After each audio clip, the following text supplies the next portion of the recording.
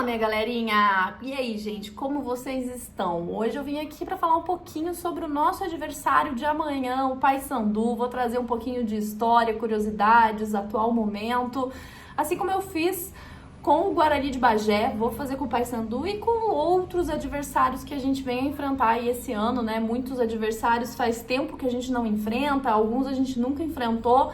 Então vou trazer sempre esse raio-x aí do adversário pra gente ficar um pouquinho mais por dentro também destes outros clubes nesse contexto que o Atlético vive. Então você já deixa seu like aqui, tá bom?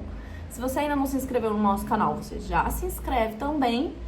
E fica ligado que na Threads tem programação completa, todos os dias a gente solta vídeos por aqui, tem lives semanais, segunda, quarta e sexta tem uma arena, às 11 horas da manhã, a gente faz live pós-jogo, agora vão começar as jornadas esportivas também, com pré-jogo, com narração e comentários do jogo, e também com pós-jogo depois, então fiquem ligados que a programação da Threads é sempre daquele jeitão, do nosso jeito atleticano, com muita paixão envolvida.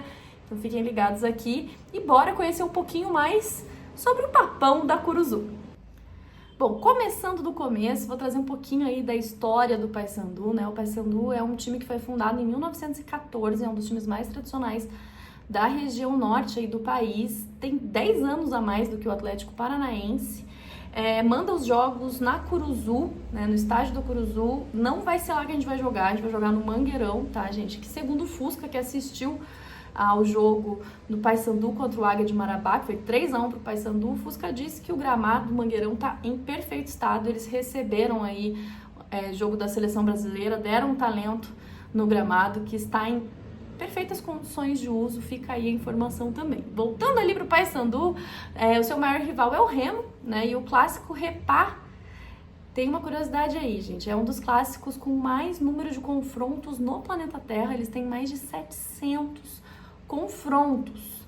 E agora a gente vai falar um pouquinho também aí dos títulos do Paysandu, antes de entrar em outras curiosidades e também um pouquinho do contexto atual, né, recente do Paysandu, pra gente entender como que vem o Papão da Curuzu aí pro jogo de amanhã contra o Atlético.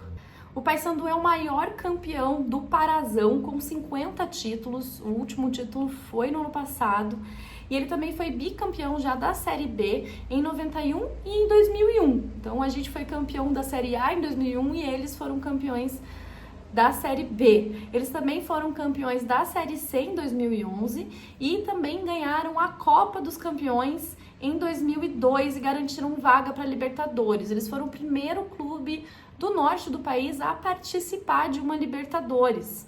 E também lá tem a Copa Verde, né? E o Paysandu é tetracampeão. Ganhou em 2016, 2018, 2022 e 2024. Esse título de 2024 garantiu ao Paysandu a classificação na terceira fase da Copa do Brasil deste ano. Então a gente está enfrentando o Paysandu agora na estreia da Série B e também podemos enfrentar aí o Paysandu no decorrer da Copa do Brasil, se a gente classificar, passar e tudo mais, né?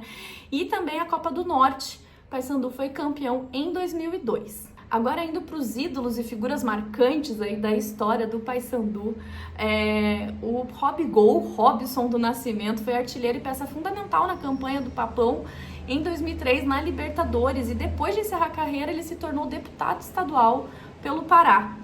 Tem o Lecheva também, que é ex-meia e foi treinador, identificado super com o clube, e o Iago Pikachu, gente, que foi revelado pelo Paysandu e depois aí alcançou destaque nacional e internacional, figuras aí que jogaram, que passaram pelo Paysandu e marcaram história. Dito tudo isso, vamos falar um pouquinho do contexto mais recente aí do Paysandu, pra gente ir entendendo quem a gente está enfrentando, né?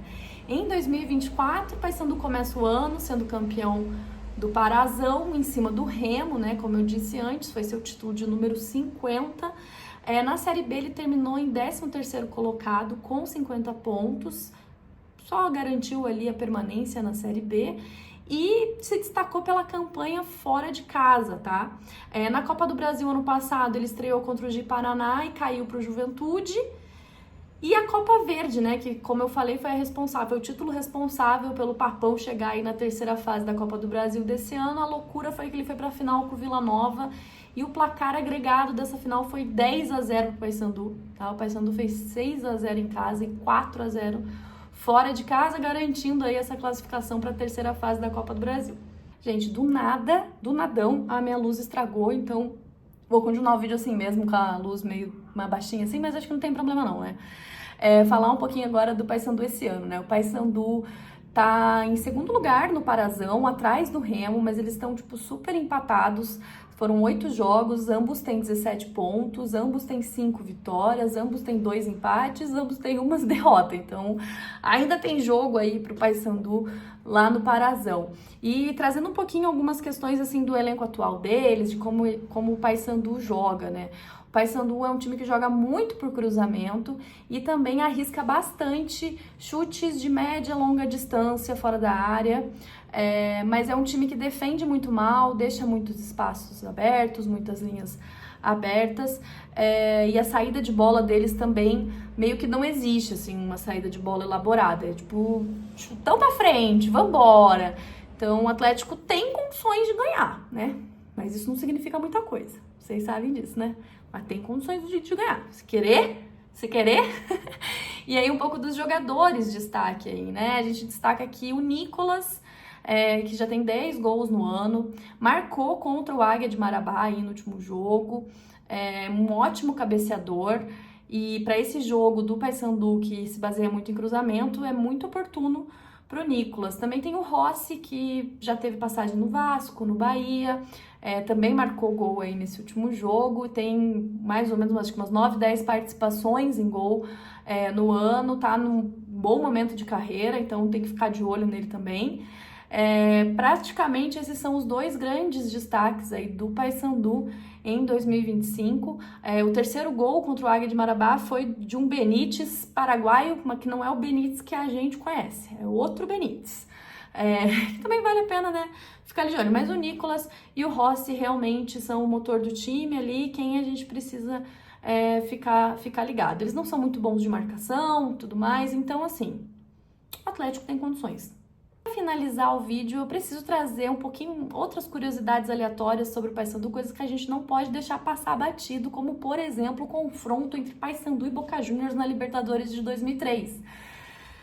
Primeira participação de um time do Norte na Libertadores, Paysandu enfrenta o Boca Juniors, empata na Bomboneira, ganha em casa. E eu era criança, eu tinha 11 anos na época, e eu lembro que isso foi, assim, um frenesi nacional. Eu lembro que apareceu no Fantástico, foi, assim, uma loucura. Acho que pra quem tá de fora, assim, né, não sei, não tô lá pra poder falar, não tem lugar de fala pra falar o que eu vou falar, mas eu imagino que isso tenha sido um dos momentos mais marcantes da história do Paysandu. Além disso, a torcida dos caras é, tipo, muito presente, levou mais de 40 mil pessoas no Mangueirão em jogo de Série B, de Série C. Então os caras têm uma torcida muito fiel, muito maneira. E o mascote deles é um elefante.